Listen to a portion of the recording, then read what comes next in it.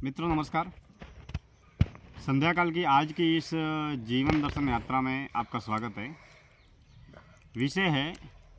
हम कितने ही ज्ञानी, ध्यानी या आत्मज्ञानी क्यों न बन जाए, देह, मन और दैनिक सामाजिक, व्यवहारिक, व्यावसायिक जीवन से जुड़ी हुई तमाम तरीके की ज़रूरतें धन, साधन, वस्तु और पदार्थ से ही पूरी होती है। हम मानते हैं कि साधनारत साधक सदैव साधन के जरिए ही वह साधना की यात्रा तय करता है। अब आत्मज्ञान, आत्मकल्याण, आत्म जागरण की यात्रा में सबसे पहला साधन जो है वह है देह। अब देह जो पंच तत्वों से बना हुआ है, जिसे भोजन की ज़रूरत पड़ती है, पानी की ज़रूरत पड़ती है और प्रकृति के द्वारा दिए हुए काम, क्रोध, लोभ, मोह, अहंकार, इन पंच विकारों को भोगने के लिए तमाम तरीके के रिश्ते, संबंध, संपर्क, व्यवहार, धन, साधन, वस्तु, पदार्थ पर केंद्रित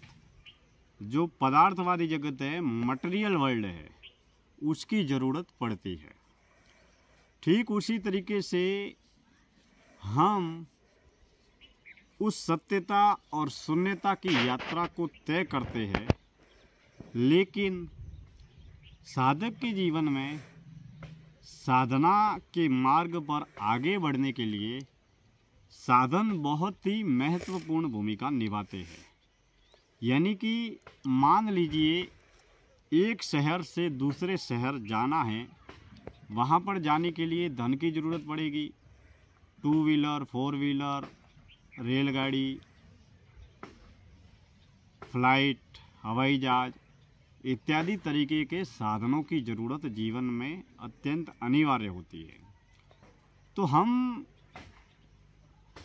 घर, परिवार, समाज, संसार में रहते जीते हुए निष्काम, सात्विक, सतोगुणी कर्म करते हुए हम साधन संपन्नता के साथ में अपने दैनिक, व्यवहारिक, सामाजिक, व्यावसायिक जीवन की ज़रूरतों को पूरा करते हुए मौन के माध्यम से, भक्ति के माध्यम से, ध्यान के माध्यम से हम देह और मन से परे की यात्रा, जो आत्मा परमात्मा के खोज की यात्रा है, सत्यता की यात्रा है, शून्यता की यात्रा है, उसे तय कर सकते हैं। अब मान लीजिए हम बहुत बड़े आत्मज्ञानी बन जाए, लेकिन हमें अपने जीवन की ज़रूरतों को पूरा करने के लिए धन, साधन की अनिवार्य आवश्यकताएं पड़ती है, क्योंकि त्याग बाहर का विषय न होकर त्याग भीतर का विषय है। बाहरी त्याग हमारे जीवन में अहंकार का पोषण भी कर सकता है, या बाहरी त्याग केवल दिखावटी, बनावटी या नकली त्याग भी हो सकता है। क्योंकि त्याग किस तरीके का है वह साधक स्वयं ही जानता है, क्योंकि दुनिया केवल दृश्य, प्रदर्शन, विज्ञापन और दिखावे को ही जानती है। लेकिन हम पानी में रहकर पानी से कितने मुक्त हुए, दुनिया में रहकर दुनियादारी के मोह, अहंकार, आकर्षण से कितने मुक्त हुए, वह हम स्वयं जानते हैं। इसको ठीक छोटे से बच्चे के उदाहरण के माध्यम से जानते हैं या समझते हैं। एक छोटा बच्चा, जैसे मान लीजिए एक दुकान पर जाता है, मिठाई की दुकान पर अपने पिताजी के साथ में। अब उसके मन में मिठाई को खाने का भाव है, लेकिन वह पिताजी के डर के भाव से, डर की वजह से पिताजी उसे पूछते हैं कि क्या तुझे मिठाई खानी है, तो बच्चा कहता है कि मुझे मिठाई नहीं खानी है। जबकि बच्चे का असली वास्तविक भाव है वह मिठाई खाना चाह रहा है। लेकिन उस डर की वजह से उसने वास्तविक भाव को छिपाकर नकली भाव, दिखावटी भाव, बनावटी भाव को प्रकट किया कि मैं मिठाई नहीं खाना चाहता हूँ। अब वास्तविक हकीकत मिठाई खाना चाहता है या नहीं खाना चाहता वह केवल बच्चा ही जानता है। तो ठीक उसी तरीके से हम त्याग की परिभाषा को व्यक्तिगत तल पर समझ सकते हैं, क्योंकि त्याग केवल भीतर की यात्रा है।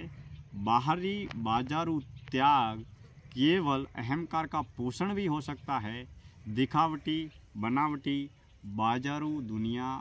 का प्रदर्शन भी हो सकता है, क्योंकि वास्तविक त्याग हमारे भीतर से ही जन्म लेता है। अब हम कुछ भी बन जाए, सांसारिक गृहस्थ जीवन में रहे या साधु सन्यासी बने, लेकिन भोजन करने के लिए भोजन, पीने के लिए पानी, जीवन का गुजारा करने के लिए धन साधन, रहने के लिए आवास, घर और पहनने के लिए कपड़े, और अगर सांसारिक ग्रस्त साधक है तो घर परिवार की ज़रूरतों को पूरा करने के लिए, व्यापार चलाने के लिए धन साधन, अमीरी का होना अत्यंत आवश्यक है। हाँ, इसमें एक विषय अवश्य है कि आध्यात्मिक पथ पर जब भी हम आगे बढ़ते हैं तो रोजगार, कारोबार, धन साधन को जुटाने के लिए विशेष रूप से सात्विक सतोगुणिक कर्मों का चयन करना अत्यंत आवश्यक है, ताकि हमारे कर्म आंतरिक आध्यात्मिक यात्रा में बाधक नहीं बने। वही हम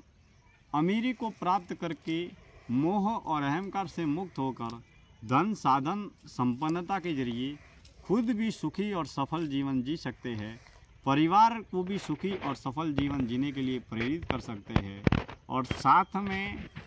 घर परिवार, समाज, संसार और देश और दुनिया भर में कई वास्तविक असहाय लोग हैं, उनकी हम मदद भी कर सकते हैं। तो मित्रों, आज का ये जो आत्मचिंतन था या जीवन दर्शन यात्रा का जो विषय था वह यह है कि हम कितने ही ज्ञानी, ध्यानी या आत्मज्ञानी क्यों न बन जाए, जीवन का गुजारा करने के लिए धन साधन का होना अत्यंत आवश्यक है। और जब तक हम अपने देह की, मन की और प्राण की वास्तविक ज़रूरत से ज़्यादा नहीं, लेकिन जितनी ज़रूरत है उतनी ज़रूरतों को जब तक पूरा नहीं कर पाते हैं, तब तक हम आत्म जागरण, आत्म कल्याण की यात्रा में भी आगे नहीं बढ़ पाते हैं। क्योंकि जब हमारे जीवन की ज़रूरत पूरी होगी